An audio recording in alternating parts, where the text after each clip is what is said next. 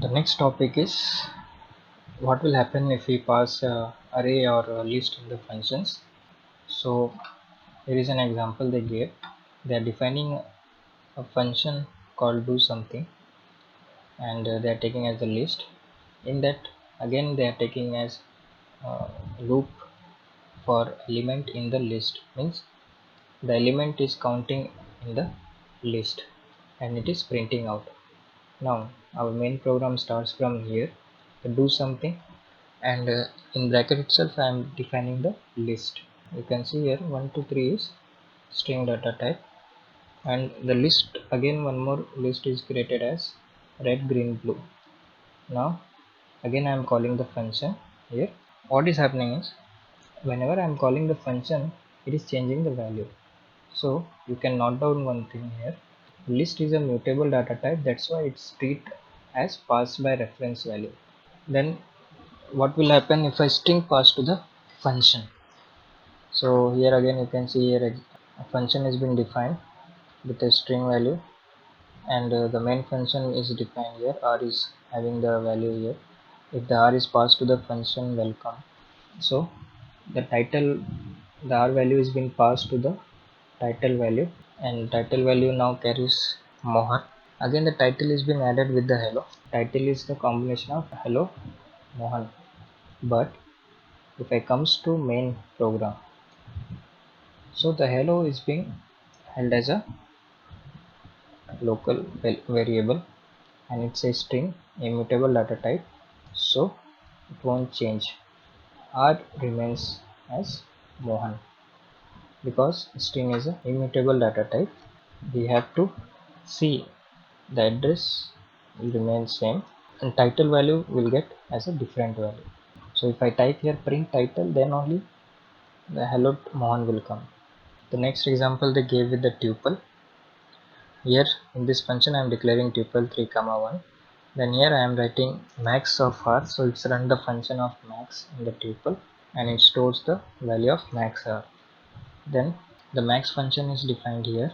As you can see here, tuple 3 and 1 will be carried over here. First and second is equal to my tuple, means it is giving the values to the tuple. If you remember, one function is there in the tuple, the two values goes to that. So first carries by 3 and 1 will carry by the second variable. So here if first is greater than 3, which is true, return first, else return second. We are finding the max one, so it will carry one value and it will be stored in m value. Okay, now if I print m, it will give you the actual value because it is returning with the function. So he is asking only the value of max, not the address of tuple. If we talk about r value, it remains 3 comma 1, but if we talk about n, it is maximum number only. In this topic dictionary, how the dictionary will act with the function they have explained. So main program starts with here with the value assigned to the my dictionary, and the function is called in the next line. While calling the function, it goes to the function definition and the value d is being carried. For key in d means it will find the keys in d and it will print the key value is, and the value it will print that at the value at that position, 0th, 1st, 2nd. So the key is the first value and the value remains the second. So abc will goes to this and 1 2 3 will goes to here. So as I am running a for loop, it will repeat the task again and again until it reaches the last value in the dictionary.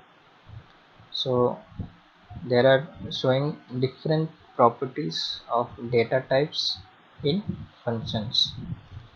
Now they are giving the functions for library. We have already saw the library functions. What we should do, we should use import keyword to use the library functions. Here some functions again they gave in maths.